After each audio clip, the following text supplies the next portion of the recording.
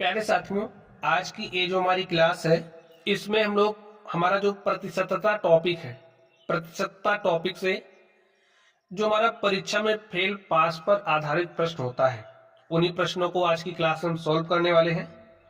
तो स्टूडेंट्स, जितने भी तरीके के क्वेश्चंस आपसे परीक्षा में फेल पास पर आधारित पूछे जाते हैं उन सभी प्रकार के प्रश्नों को आज यहाँ हम लोग पढ़ने वाले हैं। तो चलिए स्टूडेंट्स, हम लोग पढ़ते हैं। देखिए स्टूडेंट्स, कुछ बातें आप लोग समझ लीजिए। जैसे आप समझिए कोई परीक्षा हुई, ठीक है, कोई परीक्षा हुई, उस परीक्षा में जितने भी विद्यार्थी शामिल होंगे, जितने भी स्टूडेंट शामिल होंगे वो 100% होंगे, ठीक है। कितना होंगे? 100% होंगे। अब आप समझो 100% विद्यार्थी हैं। अब इन्हीं 100% में से अगर आपसे कहा जा रहा है, जो विद्यार्थी हैं, जैसे कहा जा रहा है कि अगर आपसे कहा गया कि 70% विद्यार्थी पास हुए हैं, तो ये आपसे पूछा जा सकता है कितने प्रतिशत विद्यार्थी फेल हुए हैं। अगर 100 में से 70% विद्यार्थी पास हुए हैं तो फेल होने वाले विद्यार्थियों का प्रतिशत क्या हो जाएगा? 100% में से आप 70% को क्या करोगे? घटा दोगे, तो जो आपके पास आएगा वही क्या हो जाएगा? फेल प्रतिशत विद्यार्थियों का। अगर ऐसा कहा गया कि 30% विद्यार्थी फेल हुए हैं तो 100 - 30 करोगे, आपके पास आएगा 70%। इसका मतलब परीक्षा में 70% विद्यार्थी क्या हुए हैं? पास हुए हैं। बात समझ गए? चलिए, अब जैसे आपसे कहा जा रहा है कि कोई परीक्षा हुई, उसमें 15% विद्यार्थी ही सफल हुए, असफल होने वाले विद्यार्थियों का प्रतिशत क्या होगा? तो आप कैसे निकालोगे? देखिए, 15% सफल हुए हैं तो असफल कितना हो जाएगा? 100% - 15%, अर्थात 85% जो विद्यार्थी हैं वो क्या हुए हैं? असफल। ठीक है, चलिए नेक्स्ट चलते हैं हम लोग। यही बात आप लोग समझिए, बाकी हम लोग क्वेश्चन सॉल्व करते समय सीखेंगे। अब आप लोग ध्यान से देखिए, क्वेश्चन को पढ़िए। देखिए इसमें क्या कहा जा रहा है। किसी परीक्षा में 60% विद्यार्थी गणित में, कोई परीक्षा हुई जिसमें 60% विद्यार्थी गणित में, 70% अंग्रेजी में और 50% विद्यार्थी दोनों में उत्तीर्ण हुए हैं। बताइए कुल कितने प्रतिशत विद्यार्थी उत्तीर्ण हुए हैं? तो स्टूडेंट चलिए हम लोग इसको सॉल्व करते हैं और देखते हैं हमारा सॉल्यूशन क्या होगा। तो प्रतिशत उत्तीर्ण विद्यार्थी कितने हुए आपको बताना है। तो लिखिए प्रतिशत उत्तीर्ण विद्यार्थी। देखिए स्टूडेंट्स, कितने परसेंट विद्यार्थी, कुल विद्यार्थी कितने परसेंट रहे? 100%। तो लिख लो 100%। देखिए 100% में से 60% गणित की परीक्षा में क्या हुए हैं? उत्तीर्ण हुए हैं। अब आप बताइए कितने बच्चे अनुत्तीर्ण हुए हैं? भाई 100 में से 60 तो गणित में क्या हो गए हैं? पास हो गए हैं। तो फेल कितने हुए? 40। ठीक है, 40% फेल हुए हैं। चलिए 70% अंग्रेजी में क्या हुए हैं? उत्तीर्ण हुए हैं। तो कितने फेल हुए हैं? 30%। ठीक है, अब देखिए और क्या कह रहा? 50% विद्यार्थी दोनों में उत्तीर्ण हुए हैं। तो 50% विद्यार्थी ऐसे हैं जो दोनों में क्या हुए हैं? उत्तीर्ण हुए हैं। ठीक है, तो कितने अनुत्तीर्ण हुए हैं स्टूडेंट्स? फिर 50% विद्यार्थी अनुत्तीर्ण हुए हैं। अब आप इसको सॉल्व कर लीजिए, जो आपके पास आएगा वही प्रतिशत उत्तीर्ण विद्यार्थी होंगे। ठीक है, तो लिखिए 100 में 150 जोड़, 100 में 50 जोड़ा तो 150 हो गया, और -40 - 30 -70 हो गया, और 150 में से 70 घटाओगे तो स्टूडेंट्स कितना आ गया? 80%। तो 80% विद्यार्थी क्या हुए हैं? परीक्षा में उत्तीर्ण हुए हैं।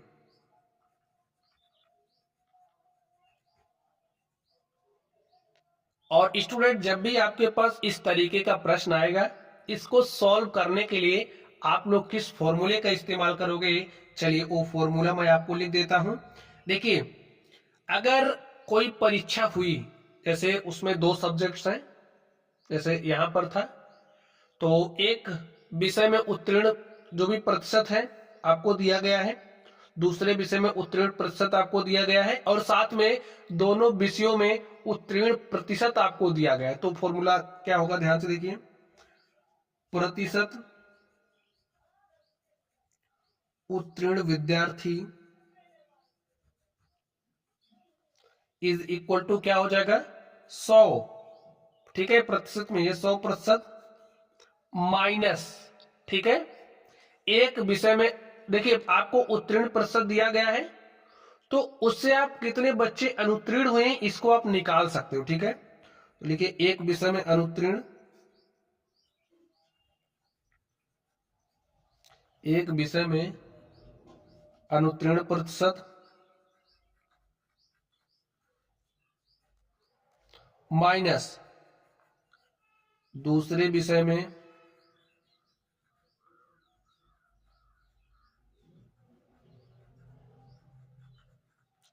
अनुत्तीर्ण प्रतिशत। अब प्लस देखिए, प्लस प्लस क्या होगा आपका, दोनों विषयों में अनुत्तीर्ण प्रतिशत, प्लस दोनों विषयों में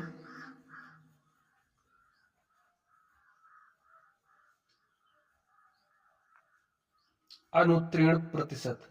जब आप इस फॉर्मूले को अप्लाई करोगे स्टूडेंट्स तो प्रतिशत उत्तीर्ण विद्यार्थी आपको मिल जाएंगे। ठीक है, तो इतनी बात आपको ध्यान में रखनी है। ठीक है, चलिए अब हम लोग चलते हैं अगले क्वेश्चन पर और देखते हैं हमारा अगला क्वेश्चन क्या है। तो स्टूडेंट्स अगले क्वेश्चन को आप लोग ध्यान से देखिए। चलिए स्टूडेंट, अब आप लोग इस क्वेश्चन नंबर 2 को ध्यान से देखिए। इसमें क्या बात कही जा रही है, एक परीक्षा में हिंदी में 40%, संस्कृत में 25% और दोनों विषयों में 20% विद्यार्थी अनुत्तीर्ण हुए हैं। ठीक है, 40% विद्यार्थी हिंदी में, 25% विद्यार्थी संस्कृत में और दोनों विषयों में 20% विद्यार्थी अनुत्तीर्ण हुए हैं। बताइए कुल कितने प्रतिशत विद्यार्थी क्या हुए हैं, उत्तीर्ण हुए हैं, ये आपको बताना है। तो चलिए सॉल्व कर लीजिए स्टूडेंट। जो मैंने आपको फॉर्मूला बताया उसी फॉर्मूले पर अडिग रहना, जब तक आप रह सकते हो आराम से क्वेश्चन आपका सॉल्व हो जाएगा। तो प्रतिशत उत्तीर्ण विद्यार्थी आप कैसे निकालोगे, प्रतिशत उत्तीर्ण विद्यार्थी इज इक्वल टू क्या हो जाएगा, देखिए 100% में से घटाओगे क्या, एक विषय में अनुत्तीर्ण प्रतिशत होगा जो, ठीक है, माइनस दूसरे विषय में अनुत्तीर्ण प्रतिशत, दूसरे विषय में अनुत्तीर्ण प्रतिशत। अब आप प्लस करोगे, दोनों विषयों में अनुत्तीर्ण प्रतिशत लिखोगे। ठीक है स्टूडेंट्स, दोनों विषयों में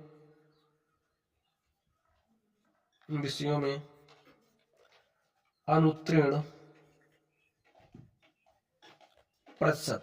अब आप लोग लिखिए, देखिए लगा दीजिए 100% माइनस एक विषय में अनुत्तीर्ण प्रतिशत। देखिए एक परीक्षा हिंदी में 40%, संस्कृत में 25%, दोनों विषयों में 20% विद्यार्थी अनुत्तीर्ण हुए हैं। तो इस बार आपको अनुत्तीर्ण वाला दिया ही है तो इसमें आपको कुछ नहीं करना, जो दिया वैसे रख दो।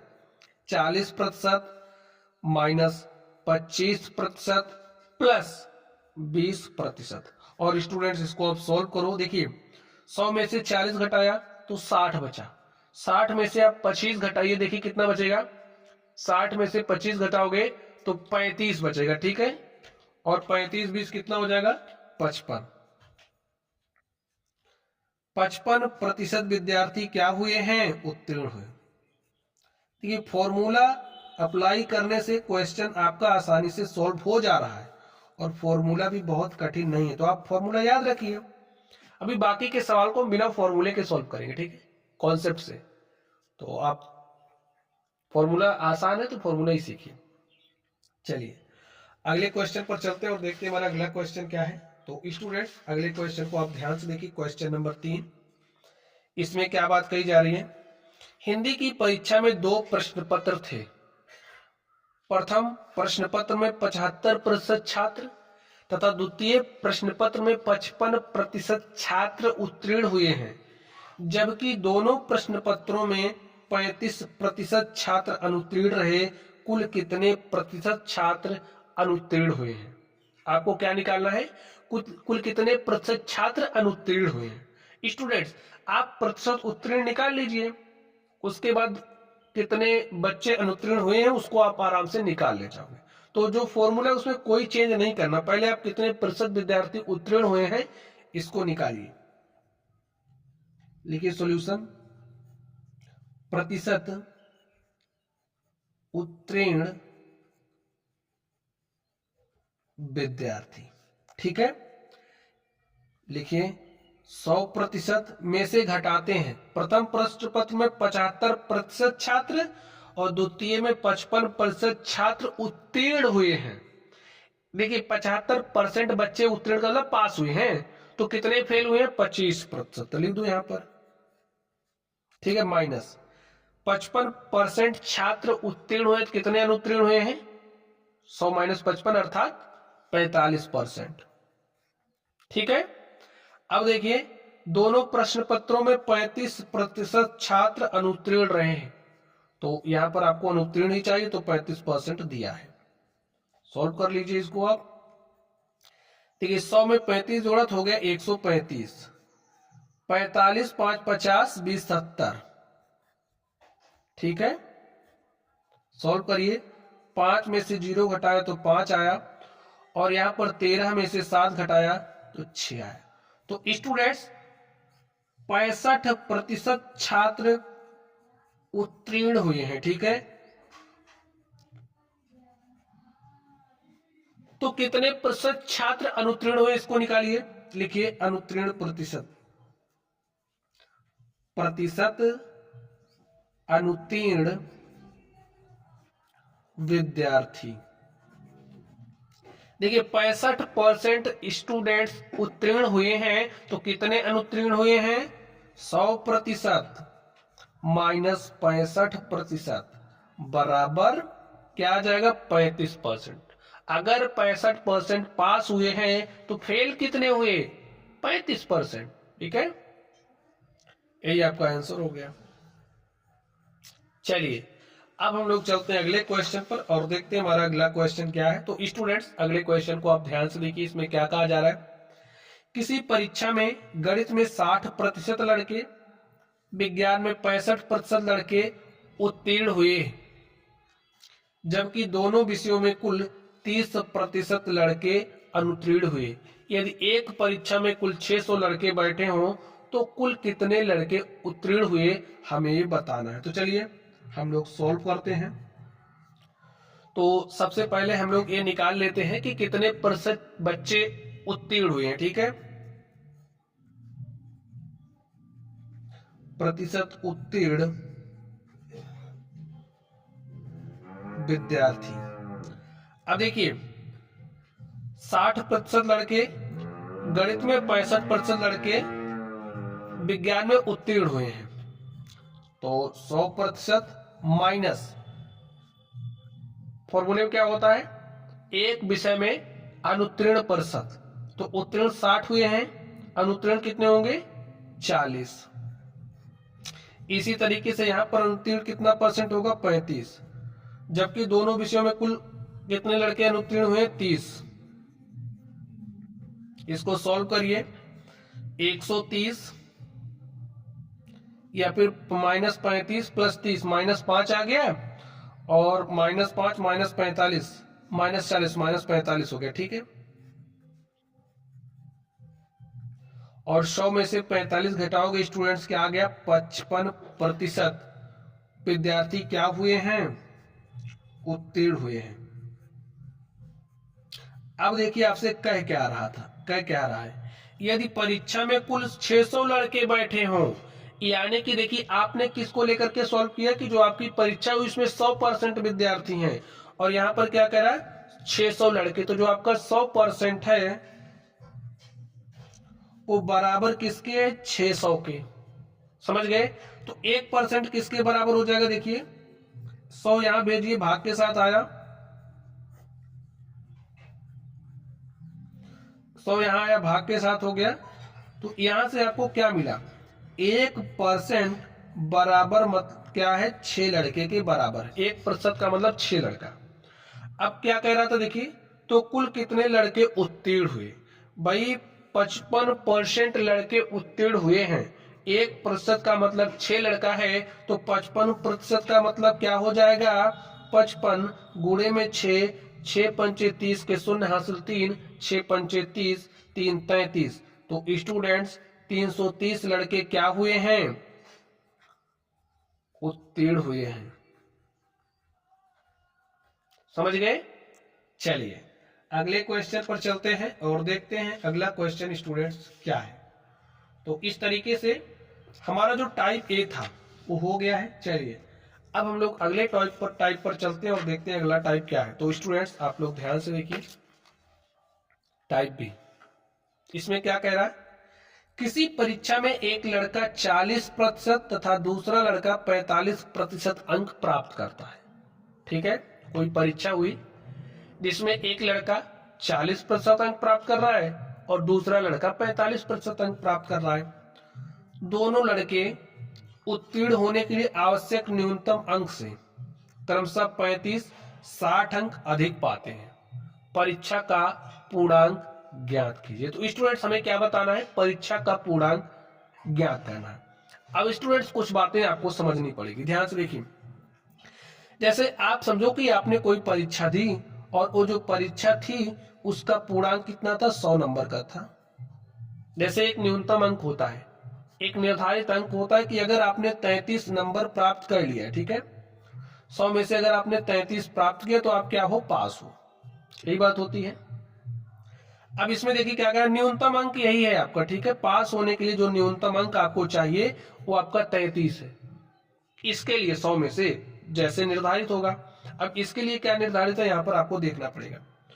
तो लड़का 40% पा रहा है, दूसरा लड़का 45% अंक प्राप्त कर रहा है। दोनों लड़के उत्तीर्ण होने के लिए आवश्यक न्यूनतम अंक से क्रमशः 35-60 अंक अधिक पाते हैं। अब देखिए जो भी पूर्णांक होगा, ठीक है, जो भी पूर्णांक होगा, पूर्णांक का 40% अंक एक लड़का प्राप्त कर रहा है। 40% का मतलब 40/100। ठीक है, अब देखिए, और जो आपका दूसरा लड़का है, चलिए दूसरे लड़के की बात कर लेते हैं। दूसरा लड़का आपका पूर्णांक जो भी होगा, ठीक है, चलिए पूर्णांक जो भी होगा, पूर्णांक का कितना प्रतिशत अंक प्राप्त कर रहा है, 45% अंक प्राप्त कर रहा है। प्राप्त कर लेना 45% अंक। अब स्टूडेंट्स यहां पर मैं कॉन्सेप्ट कौन सा लगा रहा हूं, न्यूनतम अंक इज इक्वल टू न्यूनतम अंक। समझ गए बात। जैसे देखिए इसका जो भी न्यूनतम अंक होगा पास होने के लिए बराबर होगा इसके न्यूनतम अंक के। अब इसने पूर्णांक का 40% अंक प्राप्त किया है और देखिए आगे का न्यूनतम अंक से क्रमशः 35-60 अंक अधिक है। अब अगर इसमें से हम 35 घटा दें, भाई 35 अंक हमने घटा दिया तो न्यूनतम अंक जो पास होने के लिए चाहिए उसके पास वही है।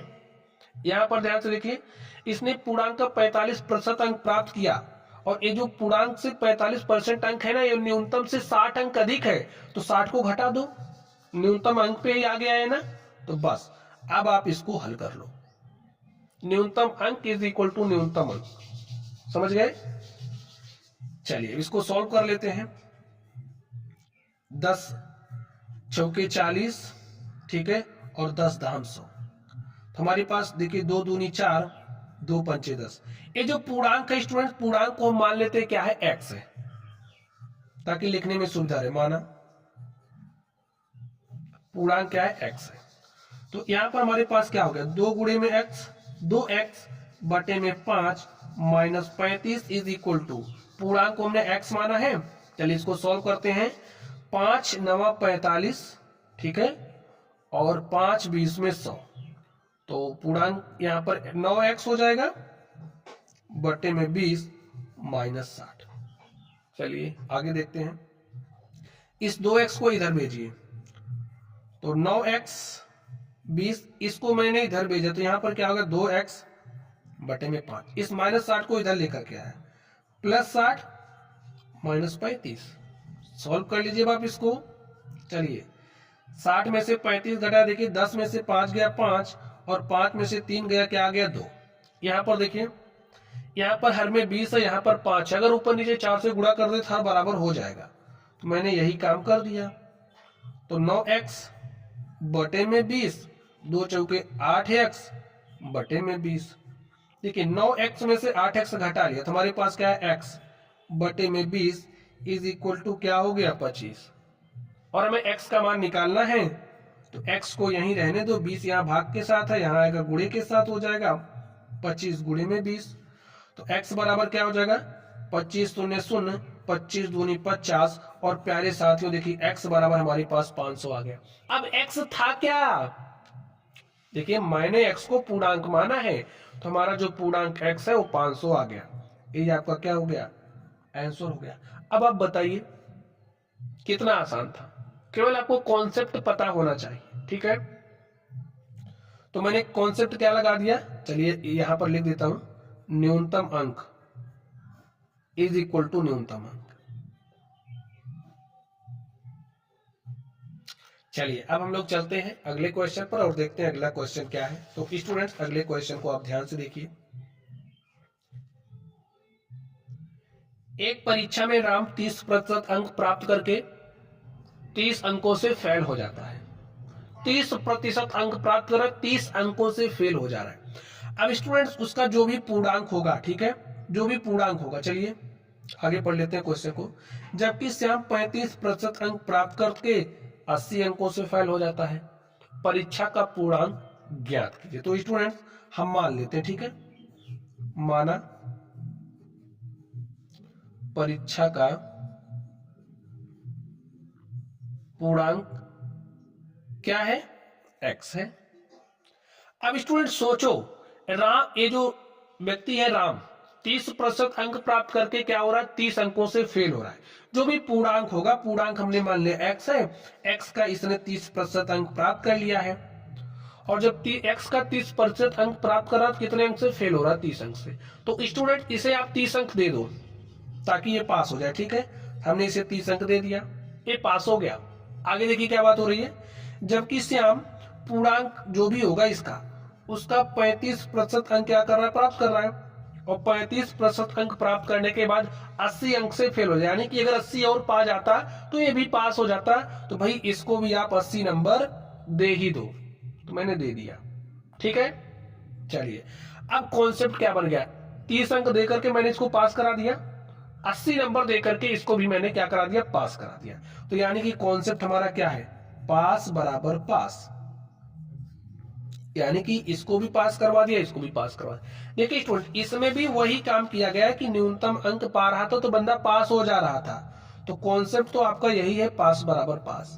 भाई अगर आप न्यूनतम अंक पा गए तो आप तो पास ही हो गए, तो पास बराबर पास ही कॉन्सेप्ट है, ठीक है। वो तो इसकी भाषा में लिखना पड़ा। चलिए अब आप ध्यान से देखिए, इसको हल कर लीजिए और x के मान को प्राप्त करिए। तो 10 तिया 30 और 10 धाम 100, तो 3 गुणे x 3x बटे में 10 प्लस 30 इज इक्वल टू 5 से काटा 5 सते 35, 5 20 में 100, 7 गुणे x किया 7x बटे में 20 प्लस में 80। इसको इधर भेजो, ठीक है।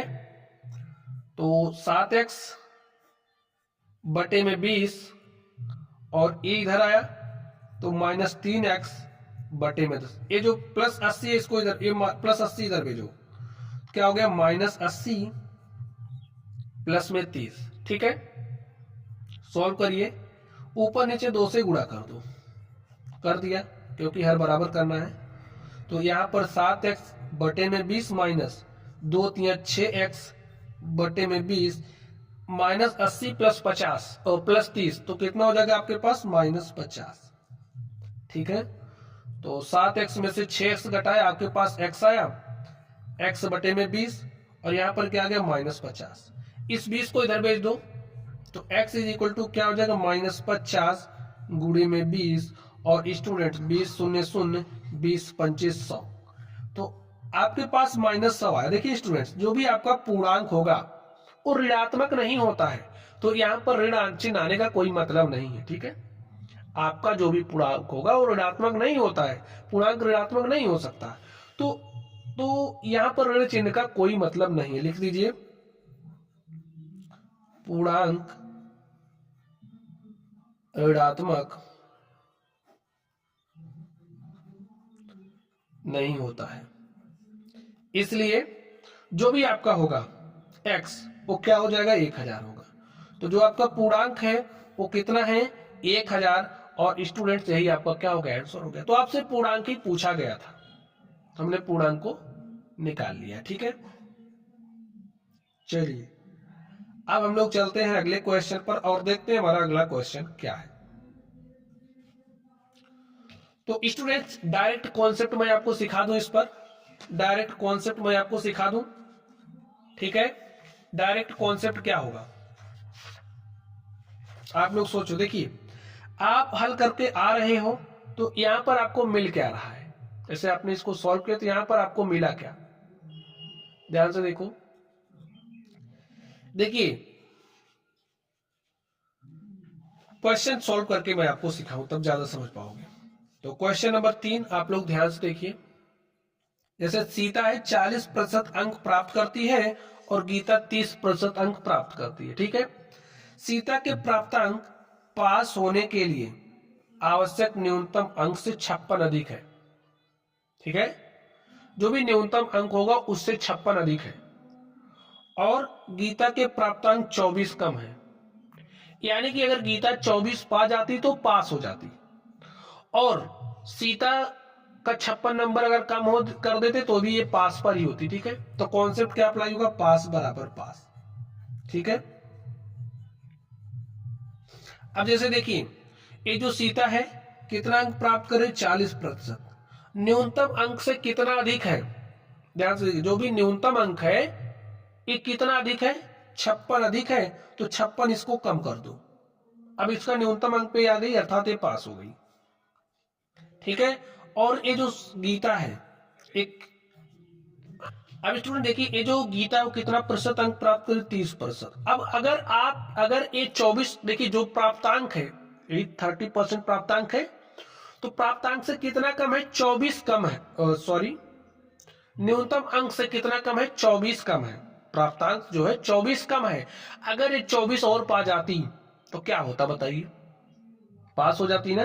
तो भाई इसको 24 दे दो और पास कर दो, पास कर दिया तो पास बराबर पास आपका कॉन्सेप्ट हो गया। चलिए इस 30 को इधर लेकर के आओ, 40% माइनस 30% इज इक्वल टू, इस -56 को उधर भेजो तो +56 हो गया, और यहां पर +24 है। तो 56 4 60 और 20 80, और 40% में से 30% घटा दिया तो कितना आया, देखिए 40 में से 30% घटाया तो 10% आया। 10% का मान आपके पास 80 है। और स्टूडेंट्स जो भी पूर्णांक होगा वो 100% होगा ना, बात को समझो। सबसे पहले 1% का मान निकालो। चलिए 10% बराबर 80 है, तो 1% किसके बराबर हो जाएगा, 80 बटे में 10 के, और 10 एक के 10, 10 अट्ठे 80, 1% आपका बराबर हो गया 8 के। ठीक है, और जो भी आपका पूर्णांक होगा वो 100% होगा, तो लिख दीजिए इसलिए पूर्णांक इज इक्वल टू 8 गुणे में 100 बराबर 800। अब जो मैं डायरेक्ट कॉन्सेप्ट की बात कर रहा था, कैसे करोगे आप, ऐसे कर सकते थे, जो भी प्रतिशत अंतर होगा, भाई आप क्या लिखोगे, परीक्षा का, तो डायरेक्ट फॉर्मूला ही लिख लीजिए, परीक्षा का पूर्णांक। डायरेक्टली कैसे लिखोगे आप लोग, जो भी उनके अंकों का अंतर होगा, तो लिखिए अंकों का अंतर, उनके अंकों का अंतर। ठीक है, अंकों के अंतर को आप भाग दोगे किससे, जो भी उनके प्रतिशतों का अंतर होगा, जो भी प्रतिशतों का अंतर होगा। यहां पर देखिए हमने किया क्या है, अंकों का अंतर ही निकाला है। स्टूडेंट देखिए हमने इसको अपने हिसाब से सॉल्व कर दिया कॉन्सेप्ट को अप्लाई करके, ठीक है। तो आप लोग चाहोगे तो डायरेक्ट फॉर्मूला लगा करके सॉल्व कर सकते हो। तो मैंने इसको क्या किया कि कॉन्सेप्ट अप्लाई किया, कॉन्सेप्ट से इस क्वेश्चन को सॉल्व कर दिया है। तो अगर आप लोग फॉर्मूला रटना चाहते हो तो रट लेना इस फॉर्मूले को, ठीक है। चलिए हमें पूर्णांक निकालना था, हमने पूर्णांक निकाल दिया। अगर आप लोग मेरी तरीके से कॉन्सेप्ट को अप्लाई करके सॉल्व करना चाहते हो तो ऐसे कर लो। चलिए अब हम लोग चलते हैं अगले क्वेश्चन पर और देखते हैं हमारा अगला क्वेश्चन क्या है। तो अगले क्वेश्चन को आप ध्यान से देखिए, इसमें क्या कह रहा है, हाई स्कूल की परीक्षा में मोहन 35% अंक पाता है तो उसके प्राप्तांक न्यूनतम उत्तीर्णांक से 30 अधिक है। जो भी उसने प्राप्त किया है वो क्या है, 30 अंक अधिक है न्यूनतम उत्तीर्णांक। जैसे होता है कि भाई आपने कोई परीक्षा दी, 100 नंबर का समझिए पूर्णांक है, जिसमें से कहा जाता है कि आपको 35 नंबर पाना अनिवार्य है। उसी तरीके से इसने 35% अंक पाया है और जो 35% अंक है ना उस न्यूनतम उत्तीर्णांक से 30 अधिक है। अगर 30 कम कर दें तो बंदा पास हो जाए, सिर्फ उत्तीर्णांक ही पाएगा, न्यूनतम उत्तीर्णांक अर्थात पास होगा। तो पास बराबर पास का कॉन्सेप्ट अप्लाई हुआ, देखिए आगे क्या कह रहा है।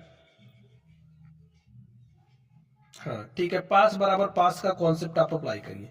इसको केवल और केवल एकदम बाउंड्री लाइन पर ही रखिए कि इसको सिर्फ पास ही होना है बस। तो कितने प्रतिशत अंक पा रहा है, 35% अंक पा रहा है स्टूडेंट्स, और न्यूनतम उसका प्राप्तांक न्यूनतम उत्तीर्णांक से 30 अधिक है। तो इसका 30 कम कर दो ना, 30 अंक कम कर दिया तो अब ये तो सिर्फ पास ही है, ना एक नंबर ज्यादा पाया ना एक नंबर कम पाया, सिर्फ एकदम बाउंड्री लाइन पर खड़ा है। सोहन 25% अंक प्राप्त कर रहा है तो इसे 25% अंक मिला है तो उसके प्राप्तांक न्यूनतम उत्तीर्णांक से 30 कम है। अगर 30 इसको और मिलता तो ये क्या होता, पास हो जाता। तो भाई इसको 30 दे दो, दे दिया ना, कॉन्सेप्ट क्या हो गया, पास बराबर पास। हल कर लो आप इसको, इस 25 को इधर लेकर के आओ, इस 30 को इधर भेजो, 30 में 30 जोड़ा क्या हो गया स्टूडेंट, 60। 35 में से 25 घटाया, हमारे पास क्या आ गया, 35 में से 25 घटाओगे 10 आया, ठीक है। 10% बराबर है 60 के, तो 1% किसके बराबर हो जाएगा, 1% इज इक्वल टू 60। यहां पर 10 गुणे के साथ आ जाएगा, भाग के साथ हो जाएगा, 10 एके 10 और 10 छने 60। 1% बराबर क्या हो गया, 6। अब देखिए आपको निकालना क्या है, परीक्षा का पूर्णांक तथा न्यूनतम उत्तीर्णांक ज्ञात कीजिए। तो चलिए परीक्षा का पूर्णांक निकालते हैं। परीक्षा का पूर्णांक भाई 100% का मान निकालना है, 1% का मान 6 है तो 100% का मान 100 गुणे में 6 अर्थात 600 हो गया। 600 क्या है, पूर्णांक है। अब देखिए आपसे क्या कह रहा है, न्यूनतम उत्तीर्णांक यानी कि वो बाउंड्री निकालनी है जिसके आप उस पार चले गए तो पास और इस पार रह गए तो फेल। तो वो बाउंड्री कैसे निकालोगे, ध्यान से देखिए।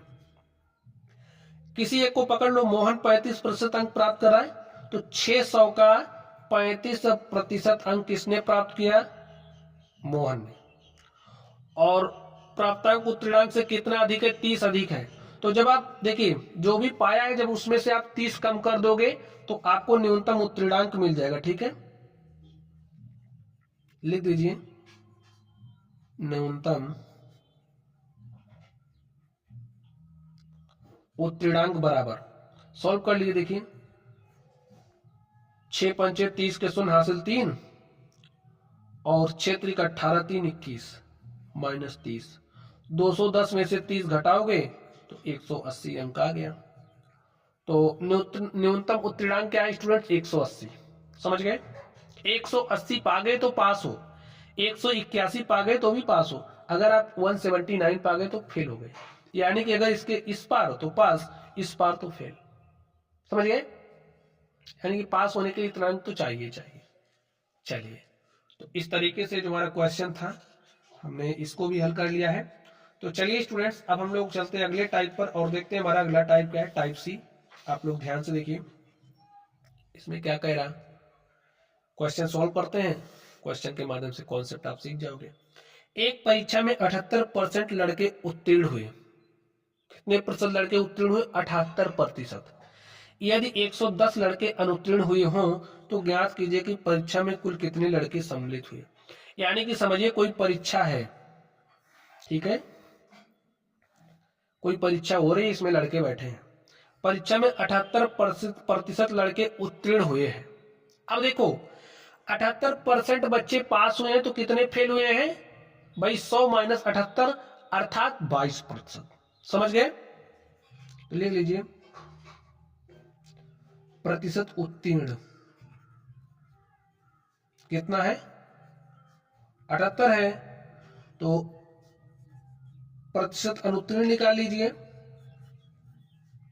देखिए 100% होंगे, 100 में से 78 आप घटा दोगे तो आपको 22% मिलेगा। तो ये 22% बच्चे क्या हुए? अनुत्तीर्ण हुए। अब देखिए आपको क्या दिया है, यदि 110 लड़के अनुत्तीर्ण हुए, यानी कि 22% आपका बराबर है 110 के। समझ गए भाई? देखिए 110 लड़के अनुत्तीर्ण हुए हैं और यहां पर कितने अनुत्तीर्ण हुए? 22%। तो अनुत्तीर्ण इज इक्वल टू अनुत्तीर्ण, तो आपका जो 22% है वो बराबर हो गया 110 के।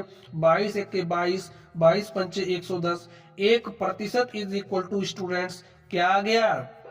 5 विद्यार्थी। तो आपका जो 1% है वो 5 विद्यार्थियों के बराबर है।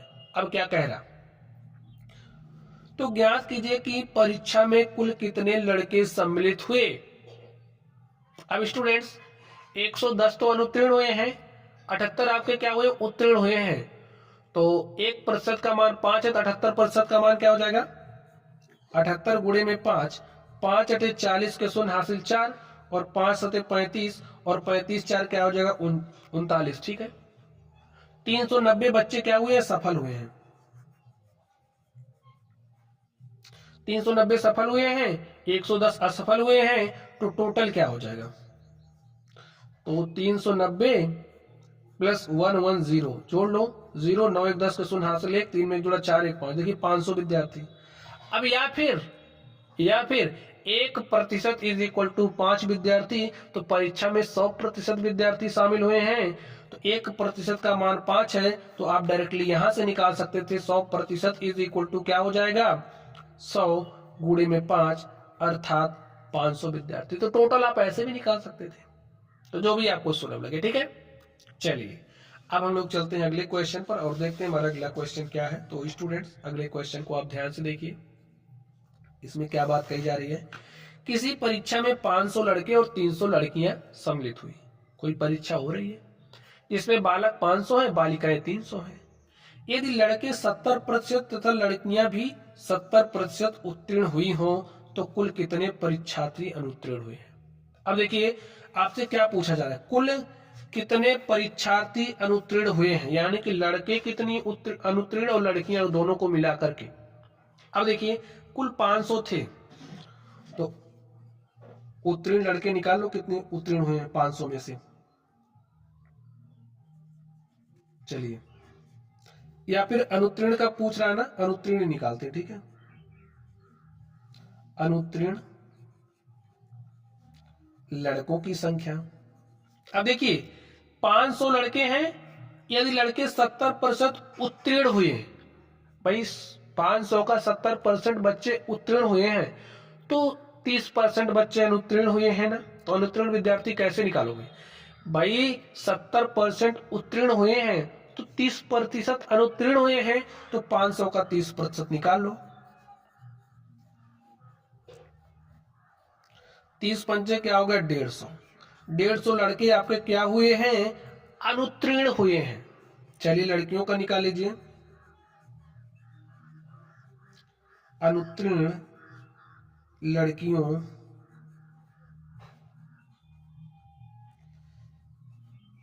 की संख्या क्या हो जाएगी स्टूडेंट? देखिए 300 लड़कियां हैं, 70% उत्तीर्ण हुई हैं, तो कितनी अनुत्तीर्ण हुई है? 300 का 30%।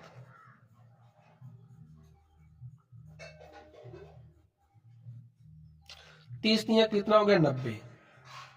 तो 150 लड़के अनुत्तीर्ण हुए हैं और 90 लड़कियां अनुत्तीर्ण हुई है। ठीक है, 150 लड़के अनुत्तीर्ण, ये 90 लड़के अनुत्तीर्ण, कुल कितने प्रतिशत परीक्षार्थी। अब देखिए परीक्षार्थी में लड़के भी आएंगे लड़कियां भी आएंगी, इस बात का ध्यान रखना है। तो लिखिए कुल अनुत्तीर्ण परीक्षार्थी,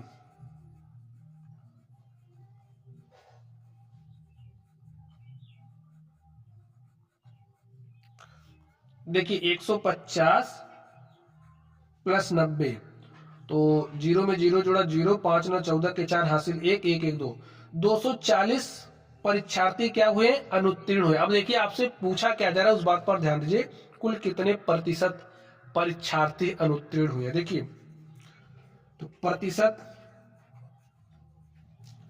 अनुत्तीर्ण परीक्षार्थी, अब ध्यान से देखो कैसे प्रतिशत निकालोगे। 240 परीक्षार्थी अनुत्तीर्ण हुए हैं, कितने में से।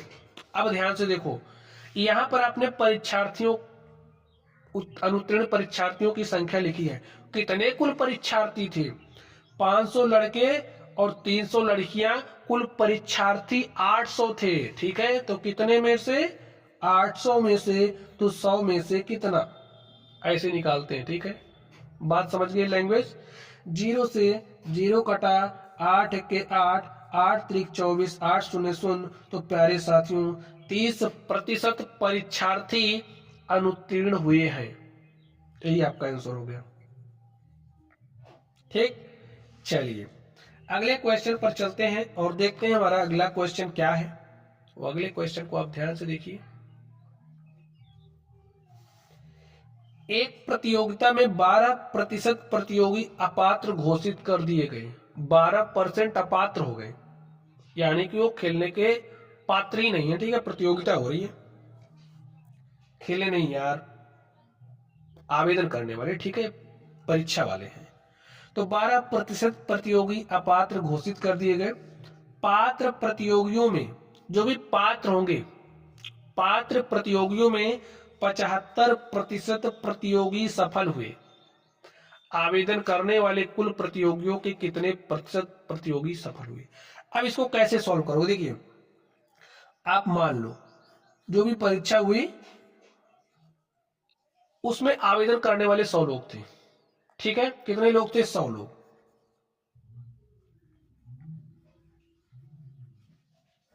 ठीक, अब देखिए 100 में से क्या हो रहा है, 12% प्रतियोगी अपात्र हो गए। 100 का 12% क्या हो गए, अपात्र हो गए। तो कितने पात्र हुए भाई, जब 12% अपात्र हो रहे हैं तो 88% पात्र होंगे।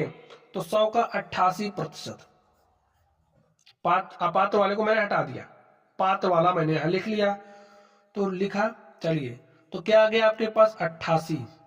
ये वही लोग हैं जो पात्र हैं। ठीक है, अब देखिए पात्र प्रतियोगियों में 75% प्रतियोगी सफल हुए हैं। अब देखिए पात्र कितने 88। ठीक है, और ये जो 88 लोग हैं इनका 75%, 88 का 75% लोग क्या हुए हैं, सफल हुए हैं। तो निकालिए, देखिए इसको सॉल्व करिए।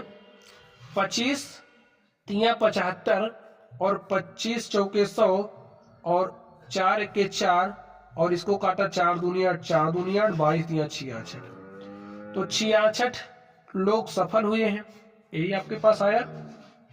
आगे देखिए क्या कह रहा है, आवेदन करने वाले कुल प्रतियोगी कितने प्रतिशत, आवेदन करने वाले कुल प्रतियोगियों के कितने प्रतिशत प्रतियोगी सफल हुए।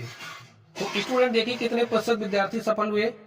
पूरे तो आवेदन करने वाले 100 लोग थे, 100 आवेदक थे, 100 में से 66 सफल हुए हैं। ठीक है, तो 66 व्यक्ति सफल हुए हैं, कितने में भाई 100 आवेदक थे और 100 में से कितना। तो सॉल्व करोगे तो आपके पास क्या आएगा, 66% लोग सफल हुए हैं।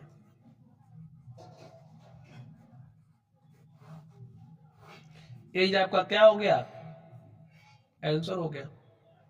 तो कितने आवेदक सफल हुए, देखिए 66 सफल हुए हैं ना, कितने आवेदकों में से, 100 में से। तो प्रतिशत निकालना है तो 100 में से कितना, तो 66% सफल हुए हैं। तो यही आपका आंसर हो गया।